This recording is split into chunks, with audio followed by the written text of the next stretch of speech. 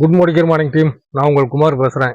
இன்னைக்கு என்ன தகவல் அப்படின்னா, நெட்வொர்க் இண்டஸ்ட்ரி மோதிகேர் ரொம்ப வளர்ச்சி நோக்கி போயிட்டு இருக்குது அப்படின்னு நான் சொல்லிக்கிட்டே இருக்கிறேன்.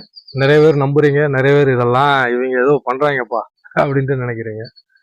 ஒரு சில ஆதாரங்களோட நான் இங்கே இந்த இண்டஸ்ட்ரியை பற்றியும் மோதிகேர் பற்றியும் சரிங்களா உங்க கூட பகிர்ந்துக்கலான்னு இருக்கேன். இங்கே கொடுக்கக்கூடிய விஷயங்கள்லாம் பார்த்தீங்கன்னா, நீங்கள் நேரடியாகவே நெட்டில் போய் சமூக வலைதளங்களில் தேடினீங்கன்னா இந்த ஆதாரங்கள்லாம் கிடைக்கும். என்ன மாதிரி அப்படின்னா, இன்னைக்கு உலகம் முழுவதும், அதாவது உலகத்துக்கே ஒரு தலைமையகமா இந்தியா மாறப்போகுது.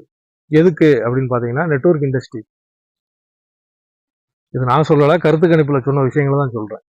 சரிங்களா? ஹப்பா இந்தியா தான் ஹப்பா மாறப்போகுது அப்படிங்கிறாங்க.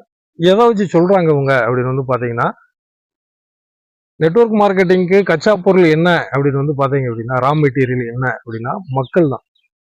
இங்க இன்னைக்கு உலகத்திலே நம்பர் 1 மக்கள் தொகை உள்ள நாடா நம்ம மாறி இருக்கோம். அதுலேயும் இளைய சமுதாயம், இளைஞர்கள் பட்டாளம் அதிகமா உள்ள ஒரு நாடு அப்படிங்கிற ஒரு பெருமை இருக்குது நம்மளுக்கு. அப்போ இன்னைக்கு கோடிக்கணக்கான பேர் ஒவ்வொரு வருஷம் படிச்சு முடிச்சுட்டு வெளியே வர்றப்ப அவங்களுக்கு அரசாங்கமோ தனியாரோ அல்லது சொந்த தொழில் பண்றதுக்குள்ள வாய்ப்பு அத்தனை பேருக்கும் கிடைக்குமான்னா கண்டிப்பா கிடையாது. அப்ப கிட்டத்தட்ட ஒரு 30-40% பேருக்கு பாத்தீங்க அப்படின்னா ஃபியூச்சர் அப்படின்னா அவங்க எதை பார்ப்பாங்க அப்படின்னா இந்த இண்டஸ்ட்ரியை தான். காரணம் என்ன அப்படின்னா, இங்க நான் ஏற்கனவே நிறைய வாட்டி சொல்லியிருக்கேன், இங்க லோ இன்வெஸ்ட்மெண்ட், லோ ரிஸ்க், பெருசா அனுபவம் தேவையில்லை. சரிங்களா? நம்ம இருக்க இடத்துலயே இருக்கிற முதலீட்டை வச்சு நம்ம இந்த பிசினஸை ஈஸியா ஆரம்பிக்கக்கூடிய ஒரு சிம்பிளான பிசினஸ் அப்படின்னு சொல்லியிருக்கேன். இந்த காரணத்தினாலதான் இன்னைக்கு இந்தியா உலகத்துக்கே தலைமையகமா நெட்வொர்க் இண்டஸ்ட்ரியா மாறப்போகுதுங்கிறாங்க. அதுக்கு எடுத்துக்காட்டா பாத்தீங்கன்னா, சமீபத்துல ஒரு அறிக்கையில உலகத்துல 30வது இடத்துல இருந்த இந்த ரேங்கிங் இந்தியா 30வது இடத்துல இருந்தது. இன்னைக்கு அது 11வது இடத்தை நோக்கி நகர்ந்து வந்திருக்குது அப்படின்னு சொல்றாங்க. அடுத்த ஒரு 3 to 5 வருஷத்துல இது எப்படி மாறப்போகுதுன்னா 5வது இடத்துக்கு வரப்போகுதுங்கிறாங்க.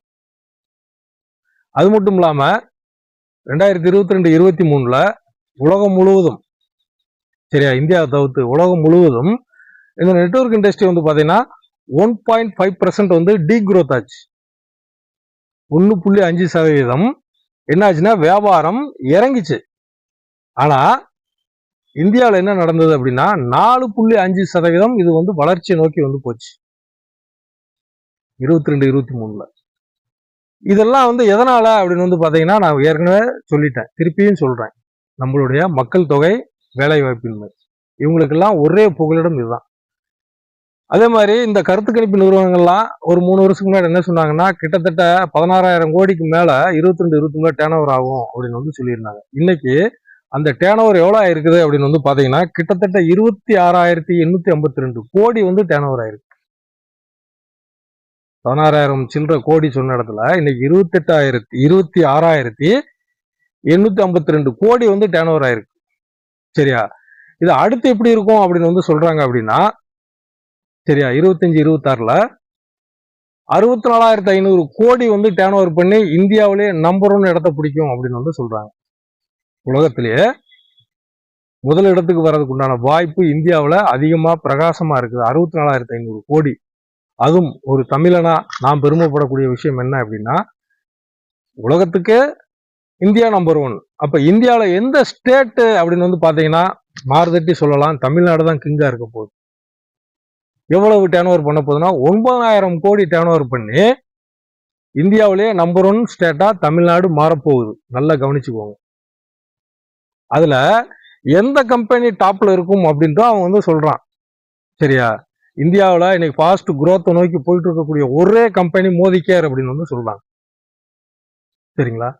ஆனா வெளியே அப்படி தெரியலையே அப்படிங்களாம். நான் ஆரம்பத்துல இருந்து சொல்லிட்டு இருக்கேன், இந்த கம்பெனிக்கு அட்வர்டைஸ்மெண்ட் அந்த மாதிரி எந்த விஷயமும் கிடையாது. அந்த கம்பெனி வெப்சைட்ல போய் பார்க்கணும், இல்லை அந்த கம்பெனில நல்லா சம்பாரிச்சுட்டு வேலை பார்த்துக்கிட்டு இருக்கவங்க கூட நீங்க போய் ஐடியா கேட்டால் மட்டும்தான் இதனுடைய வளர்ச்சி தெரியும். சரியா? சம்மந்தமில்லாத ஆள்லாம் நம்ம போய் டிஸ்கஸ் பண்ணிட்டோம்னா அவங்களுக்கு தெரியாது. அப்ப அந்த அளவுக்கு வளர்ச்சியை நோக்கி போகக்கூடிய ஒரு மிகப்பெரிய இண்டஸ்ட்ரி, மிகப்பெரிய கம்பெனி, அதுவும் தமிழ்நாட்டு மக்களுக்கு எவ்வளவு வாய்ப்பு இருக்குன்னு பாருங்க.